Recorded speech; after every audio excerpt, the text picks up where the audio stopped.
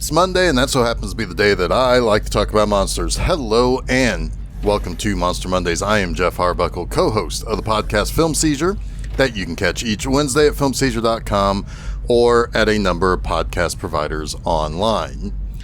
The first couple of weeks of this month, I talked about the waning box office viability of the Universal classic monsters. Last week, I discussed how Universal moved on from gothic horror into sci-fi thrillers, with the horrors of the atomic bomb and threats from the outside and off-world becoming far more worrisome to the average person after World War II. Of all the movies, from It Came from Outer Space to The Mole People to Tarantula to The Incredible Shrinking Man to The Deadly Mantis, what is generally considered the very best of them all is what I'll be talking about this week, This Island Earth. This Island Earth has the distinction of being Universal's first color science fiction movie. While the movie didn't do particularly great at the box office, bringing in only about $1.7 million against an $800,000 budget, the movie was a success with mostly good reviews, and in the near 70 years since, it's been able to maintain those mostly positive reviews and the favorability amongst the audiences that watch it. The New York Times, Variety, and Los Angeles Times were all positive. Many point to this as being one of the better films in terms of special effects at the time as well. Most science fiction movies were not exactly well known for towering budgets. If we were to look at the 1957 movie, The Deadly Mantis, released almost exactly 2 years later, it was not only in black and white, but cost less than half as much as This Island Earth. Clearly, Universal was dedicated to making a big color effects extravaganza, and I think it probably influenced a great deal of filmmakers like Steven Spielberg, George Lucas, and Robert Zemeckis. In fact, I don't know if there are many more influential American science fiction films made than 1955's This Island Earth from Universal and 1956's Forbidden Planet from MGM being made during this time. Starring in This Island Earth is Rex Reason, playing stud scientist Dr. Cal Meacham, who seems to be as much an athlete as he is a brainiac. Reason only stayed around as an actor for about 11 years. He racked up several film credits in the 50s, including The Creature Walks Among Us, as yet another stud scientist. Interestingly, The Creature Walks Among Us also starred Jeff Morrow, who takes lead billing in This Island Earth as the friendly alien Exeter. Now, Morrow's first film credit is for 1953's The Robe as Paulus. That basically launched him into a very busy 50s. And after the back-to-back Universal pictures with Rex Reason, Morrow ended up headlining the hilariously bad and incredibly charming The Giant Claw, a film he went and saw with an audience, and when they started howling with laughter over the design of the Giant Claw, he decided to leave and just go get drunk. Morrow's final credit was in a 1986 episode of The Twilight Zone. Now, easily the most recognizable person in the cast is Russell Johnson. Now, Johnson appeared in 1953's It Came from Outer Space, ahead of playing Dr. Steve Carlson in This Island Earth. While a strapping and good-looking guy, Johnson didn't really become a recognizable star. He didn't even have the lead role in Roger Corman's 1957 creature feature, Attack of the Crab Monsters. But then, in 1964, along came Gilligan's Island, where Johnson played the Professor. And by the way, did you know that the Professor's name was Roy Hinckley? I didn't. But then again, I'm not a huge fan of Gilligan's Island, but I digress. Because Johnson would be best known for creating all sorts of shelter and everyday items from not much more than coconuts and various other natural items found on the secluded desert island, he would become a fixture in a lot of people's pop culture lexicon. In 1996, This Island Earth was brought back into the spotlight a little bit when Universal produced a feature film version of Mystery Science Theater 3000. They allowed Mike Nelson and the Bots to riff This Island Earth, but they didn't really know what they were getting and what they purchased. There were all sorts of interesting behind-the-scenes stories about how Universal and Gramercy Pictures wanted to make notes on the various jokes and such. And also, it appears that Universal didn't really want the MST3K style like the MST3K crew thought. Jokes that were massive hits in the writer's room that would have been big hits in with audiences and so forth were rejected by the studio because they didn't find them funny or felt it wouldn't be well received or understood by a general audience. While Mystery Science Theater 3000, the movie, was still very funny because that's what the MST3K crew does, it wasn't quite the experience the crew wanted, and it left kind of a bitter taste in a lot of people's mouths in the production. In fact, its release was completely and totally just kind of shuffled off onto, I think they said like 12 or 14 different cities. It didn't get full weeks at the box office. It was just a terrible experience. But there is one last thing of note to bring up about This Island Earth, but I'm going to leave that for later. This movie opens in Washington, D.C. Reporters are talking to Dr. Cal Meacham. Meacham is an expert in electronics, and he's working in conjunction with nuclear power. He takes off in an Army jet plane, because of course he would, to return to his lab in Los Angeles, California. And as he nears the private airfield of Ryberg Electronics Corporation, because of course they would have one, Meacham's jet begins to lose control, but is ultimately saved when it's enveloped by a strange green glow that no one can explain. Back at the lab, his assistant Joe shows him a strange red bead that is superconductive, but was sent to the lab instead of the usual condensers that they typically use. Soon they receive a manual for something called an interocitor. When Cal realizes how those condenser beads were sent and why they received this manual, it's not long before they receive nearly 2,500 parts to build this complex, futuristic interocitor device. Once they provide it power, a man with a large forehead and white hair, named Exeter, appears on the screen, and he explains to Cal that his people test others, and particularly scientists, without their knowledge. And Exeter offers Cal a chance to join a team he's put together with the top people in various scientific fields. Cal's not too sure, but Exeter says a plane will arrive for him in the morning. It will wait for 5 minutes and then depart with or without Cal Meacham on board. Exeter then uses a beam from the interocitor to destroy the manual and then melt the interocitor itself into a steaming pile of goo. Now, Joe is real suspicious about Exeter, but Cal, though he is intrigued by what science this Exeter might have, and he decides to accept the invite and meets the airplane the following morning. The plane arrives but is flown by no one and only has a single passenger seat. And as the plane takes off, Cal is knocked out and put to sleep until the plane arrives at its destination.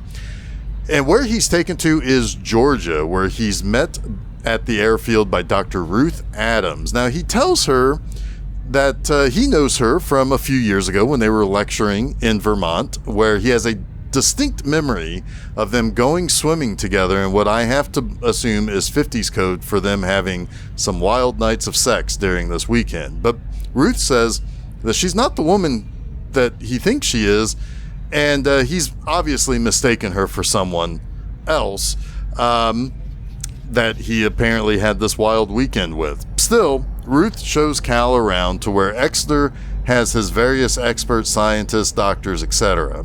Now, one of Exeter's people, Brack, seems to kind of unsettle Ruth. Ruth also quietly speaks to Dr. Steve Carlson about a hush-hush equation that she has to carefully brush off as others walk near them. Exeter meets with Cal and tells him that his group is here to eliminate war and progress technology and other forms of studies that will change the world. Now, Exeter says that Cal and Ruth are both nearing a breakthrough to provide free, limitless nuclear power. And Cal asks, well, what if he doesn't really want to carry on after some time working there? And Exeter says, absolutely not suspiciously at all, that he hopes that he will remain discreet about what he's seen, but he's free to go anytime he wishes.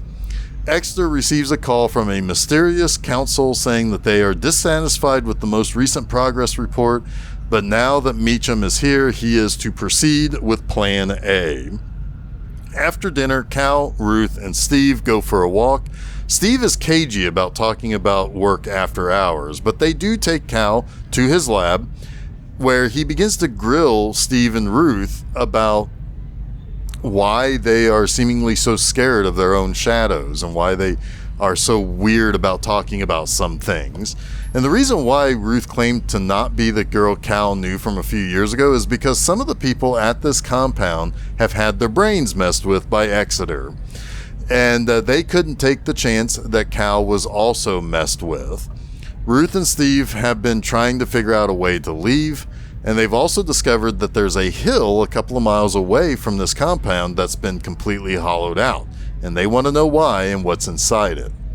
That very night, the trio decides to go investigate and hopefully reach the airstrip where they plan to leave, but Exeter and Brack hear a report from their homeworld that the ionosphere is deteriorating, so they need to return home and finish the work that they started on Earth back on their home world. Brack discovers Steve, Cal, and Ruth trying to get to the airport, so he begins shooting lasers at the car, and when Steve lets Ruth and Cal out of the car so that he can drive the car off and ditch it, he is killed. Another scientist, who happens to be out there where they are, is also lasered by Brack. Ruth and Cal run to the airfield where they plan to take off in a plane, but as they fly away, they are enveloped by that green haze and they are sucked up into a spaceship that took off from that hollowed out hill. Exeter explains that what happened at the compound and with Steve and the other scientist was outside of his control. He explains that they are headed to his homeworld of Metaluna.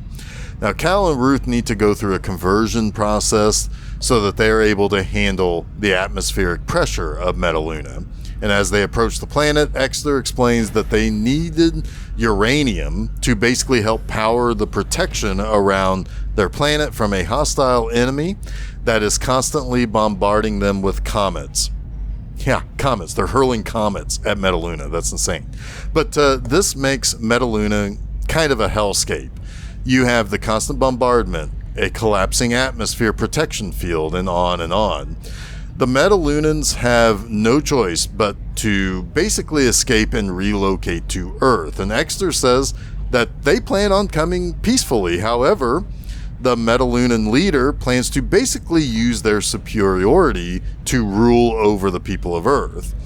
And the leader orders to have Cal and Ruth's brains scrambled, and Exeter tries to reason with them, but Cal's not having any of it. He punches Exeter and they escape, having also outrun a Metaluna mutant, an insect-like creature that the Metalunans have been breeding to do menial labor. When bombardment destroys the central building and kills the leader of the Metalunans, Exeter leads Cal and Ruth to the spaceship to return to Earth. Exeter is attacked by a mutant who uses his pincers to stick it to Exeter's gut, and Exeter is fine enough to pilot the ship, but that mutant gets inside the ship too. They take off just before pretty much all of Metaluna is completely wiped out by their enemies, the Zagons.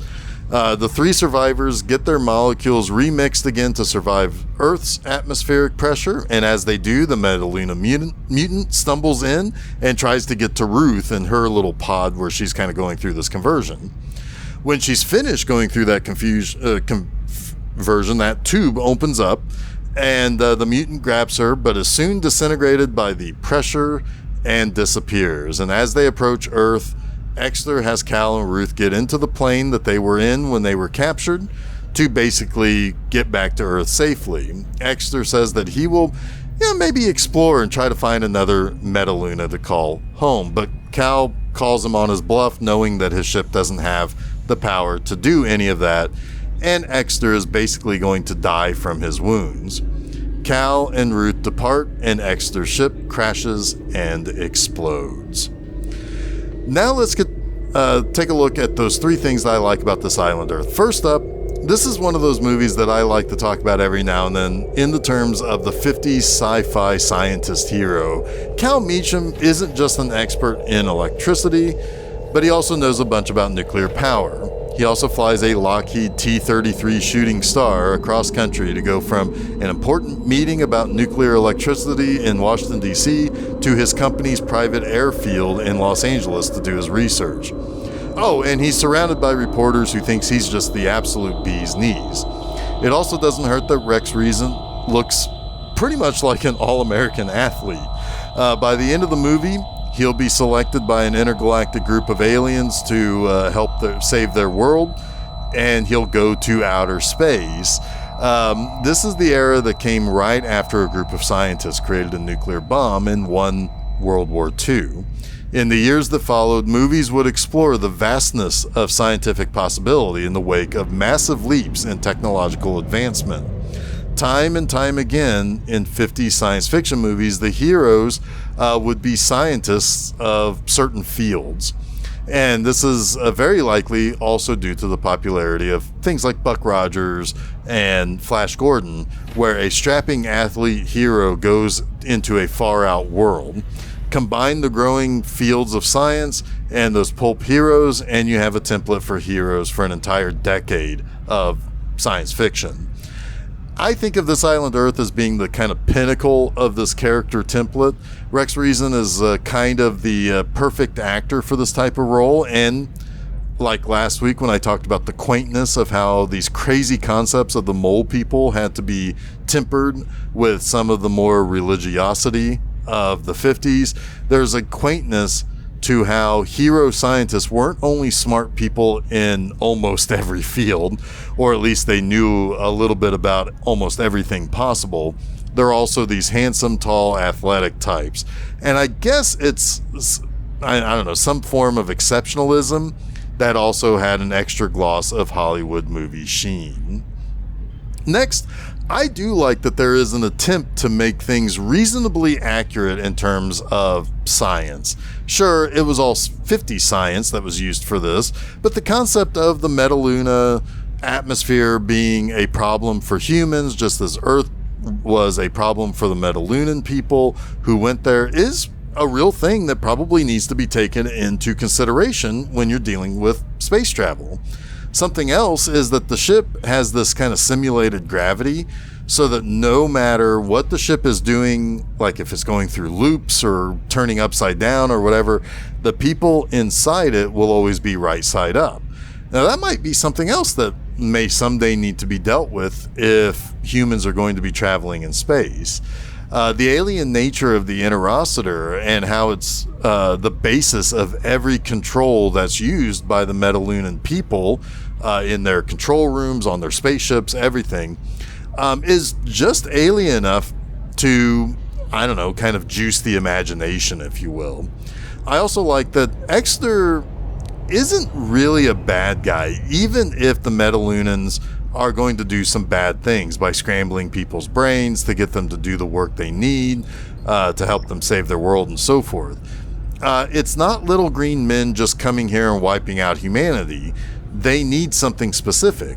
However, there's a misstep because not everyone understands that scrambling brains is not a good way to get cooperative work from those who can do what they need. So it's interesting that these folks from Metaluna have a lot of the same issues humanity has, like war, crappy atmosphere, a propensity towards forced labor, but their big difference is their technology is being far above ours. It builds a little more interesting motivation and depth to the aliens if you kind of fill in some of the gaps that is on screen from the movie's plot. And thirdly, I mean, come on, we got to talk about that Metaluna mutant. The creatures are only seen in the movie for maybe about a total of 2 minutes or less, but man, they look great. By far and away, the Metaluna mutant became the most marketable thing from this island Earth. Now, don't get me wrong, the movie really is quite good. But the mutant is the lasting image from the movie. It's got this big bulbous head that, looks like it has an exposed brain. There are things that look like veins on the outside of its exoskeleton. It's got two big eyes that look like, like brown glass orbs. It's got pincers, which really is the only thing that outside of maybe the eyes and the mouth that is easily identifiable to insects, as Exeter compared them to when our survivors came across one. Now, they look just freaking cool. And among the really iconic looking creatures or characters from 50s American science fiction, it's right up there with Robbie the Robot from Forbidden Planet. And what's kind of interesting is that they are technically kind of sympathetic monsters. They were bred to be slaves on Metaluna. That sucks. I mean, I'd be mad and try to pin some, Metalunans too, as the world is crumbling around us. They're just doing what they can to survive, man. I mean, then when the one that they have to deal with at the end of the movie is found, Exeter says that he's badly injured. That's a bummer. The poor guy is hurt and probably scared because freaking comets are crashing onto the planet every few seconds. I mean, ask me how I'd feel as I experience a mass extinction event. Then, when the scared and injured Metaluna mutant attacks Exeter, Cal just comes up and starts beating it with a fire extinguisher. Dang, dude.